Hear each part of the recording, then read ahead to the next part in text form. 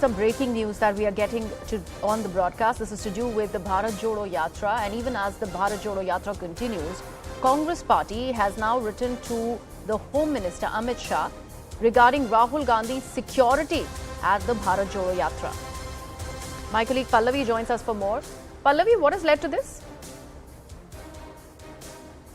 Yes, so basically there's a press conference which was done by Mr. Pawan Khera a short while back, but this is something which both the organization in charge, KC Venugopal and Jairam Ramesh, have also been raising. And in this letter that they have written to the Home Minister, they essentially raise concerns over the fact that there could be a breach of security. In fact, in this letter, very specifically, they go on to mention that the IB is trying to get some inputs as far as the Bharat Jodo Yatra is concerned. If you've had a look at that press conference, a video was shown where Rahul Gandhi was surrounded by a large number of people, and the insinuation and allegation coming in from the Congress party was that there is no guarantee the kind of people who can intrude into this particular yatra, and therefore Rahul Gandhi's security could be compromised. The reason why also the Congress is raising this concern now, because from 3rd of January, it moves on to a very critical, what is called as security sensitive areas, parts of UP like Shambhali, then they move on to Punjab, many of the border areas, then of course they go on to Kashmir, Jammu, Pathankot, and of course ending it in Srinagar.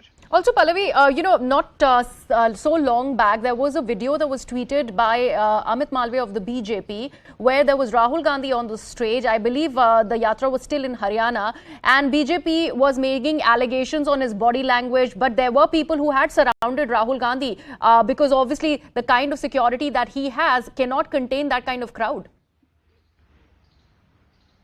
Oh yes, absolutely. See, the whole idea of a Bharat Jodo Yatra is that just about anybody can join in. I mean, technically speaking, it's supposed to be just random people can walk up to Rahul Gandhi and he's going to be accessible. But with that also comes many pitfalls. Like, for example, when we followed the Yatra, we saw that he was surrounded by security, but naturally. But apart from that, there were, ambulance and there were police patrolling cars. And obviously, the state police units are always alerted through the areas or the states that he's crossing through.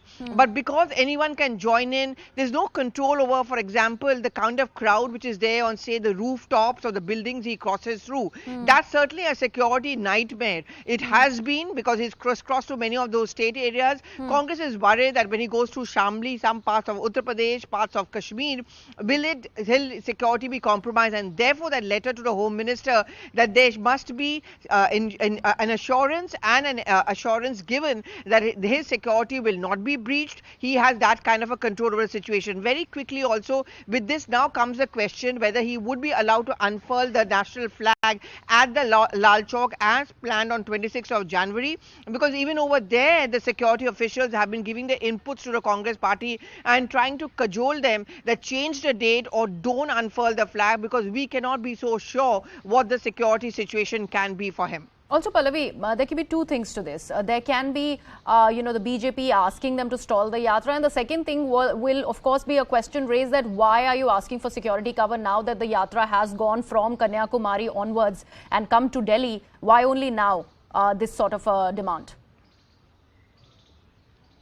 Yes, absolutely. In fact, I would say it's a catch-22 situation for the Congress party. The question will always be asked from them is why, when he was passing through Telangana, Andhra Pradesh, which are considered also to be little sensitive areas, and the concerns which are being raised now, why were those concerns not raised then? Why are you raising it now? Is it because the phase 2 of the yatra after the break goes through Kashmir and Punjab and all these areas? That's one. Second, why is it suddenly that you're realizing that his security could be a night fair? Is this a way for the Congress party to put a halt to the yatra or to wriggle out of it? Remember, just a few days back, the health minister had also cautioned that it could be a super spreader as far as COVID